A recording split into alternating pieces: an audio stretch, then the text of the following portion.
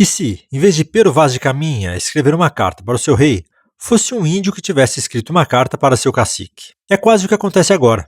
Os índios estão escrevendo e reescrevendo suas histórias. O que é literatura indígena?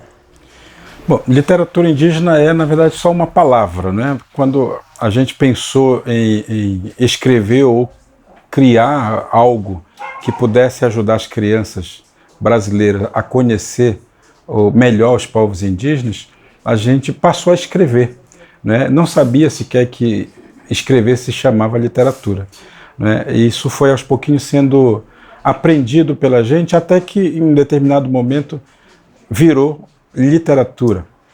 E é indígena porque escrita por autores indígenas, né? Por pessoas que têm uma experiência de sociedade indígena, de comunidade indígena, e essa experiência vem sendo passada ou repassada através dessa plataforma, né, que é a escrita hoje. Então, para nós, literatura indígena também não é apenas a arte da escrita, mas a gente entende a literatura como parte da cultura indígena.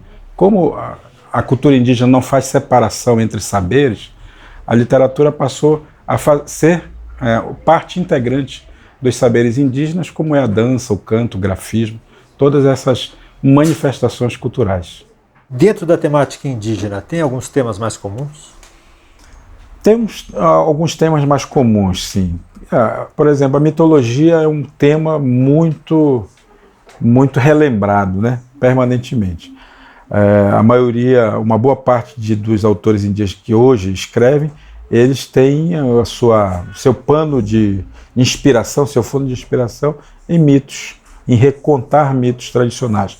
Alguns deles, eu também faço isso, em alguns casos, reconto mitos de outros povos indígenas, né? Quer dizer, eu pego do povo Yanomami uma história que eu li em algum canto e reconto a história Yanomami.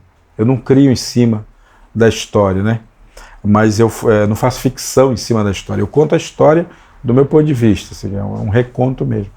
Quando será que um índio teve pela primeira vez uma linha de diálogo na literatura brasileira? E eu acho que o José de Alencar ele quase consegue fazer isso.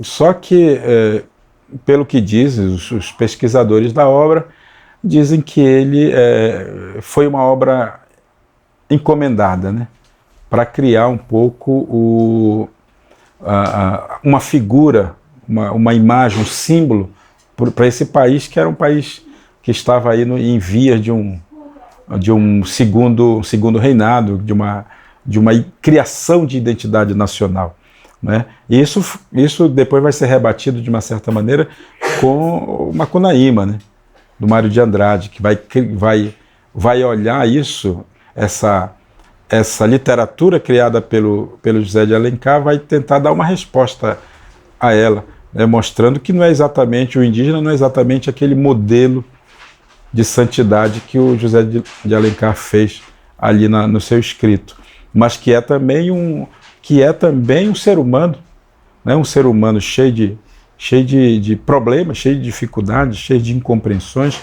cheio de amores e ódios. Será que o escritor indígena ele também enxerga o branco com certa superficialidade, assim como o branco enxergava o indígena? Com certeza, com certeza. Na minha vivência com os indígenas, de uma maneira geral, e em particular com os escritores indígenas, acho que os indígenas ainda carregam consigo uma visão estereotipada também do branco, né? E isso, às vezes, transparece nas obras desses escritores. É claro que isso está em função também de uma história, né? Desse contato, e às vezes de um contato muito mal feito, muito mal realizado, né? Então dá para a gente perceber sim que os indígenas, através do seu discurso ou através dos seus escritos, têm um pouco de estereótipos. Quem foi o primeiro escritor indígena que publicou um livro? Então, se a gente considerar assim, a publicação de um livro completo, eu acho que a gente tem que se reportar ao final da década de 70, né?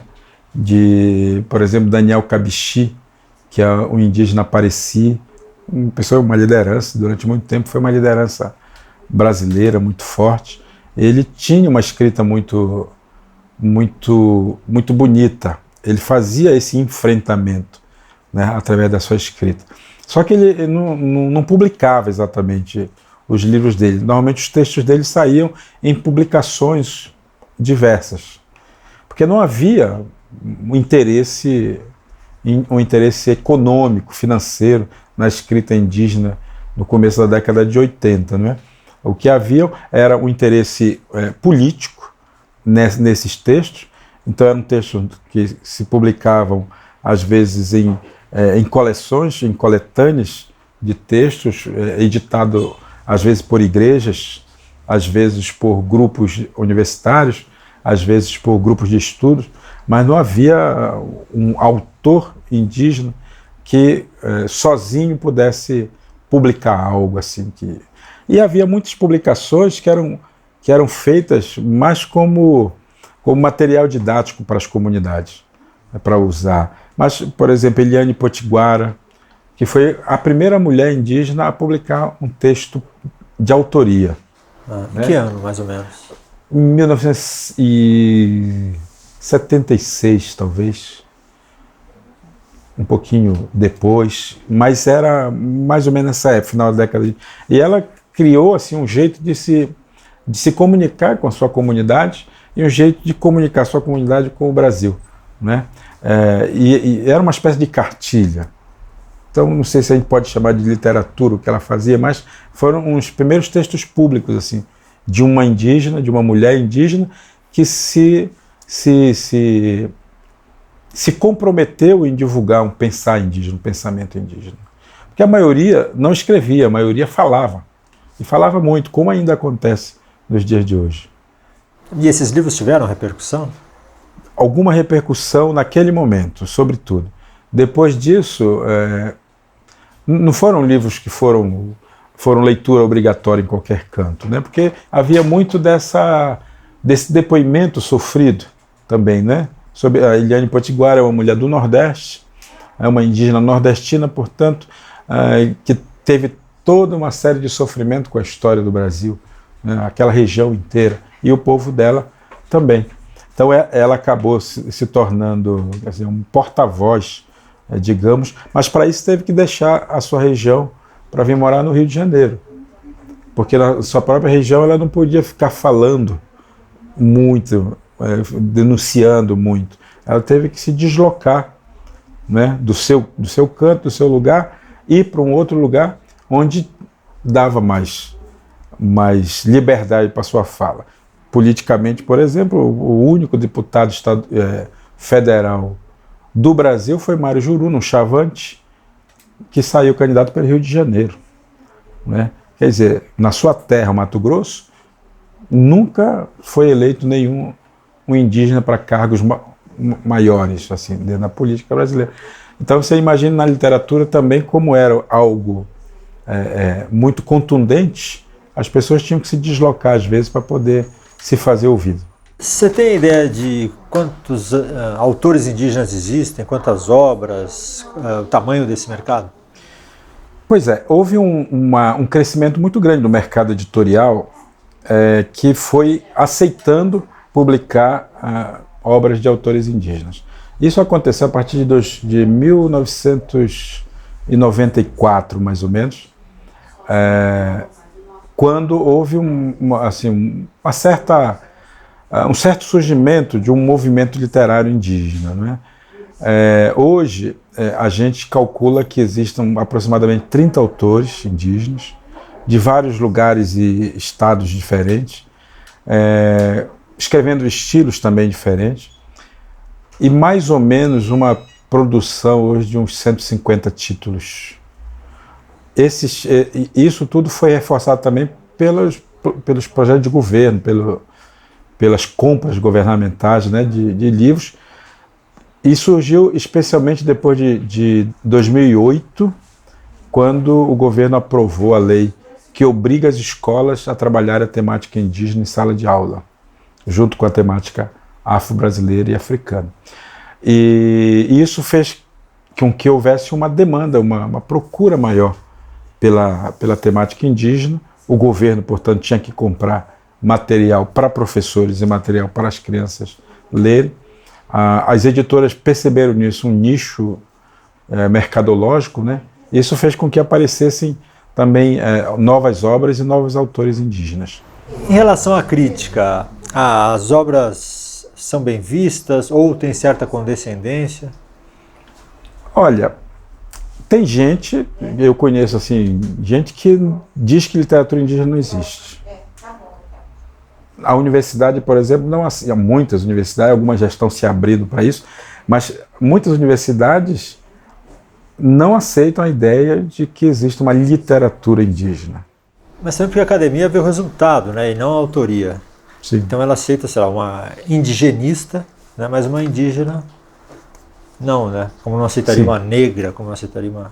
Né? Sim. Você sabe que alguns colegas escritores sempre me questionaram por que eu digo que a literatura que eu faço é uma literatura indígena e não apenas literatura, já que dizem eles que o que eu escrevo tem uma qualidade da literatura e não a qualidade de ser indígena, né?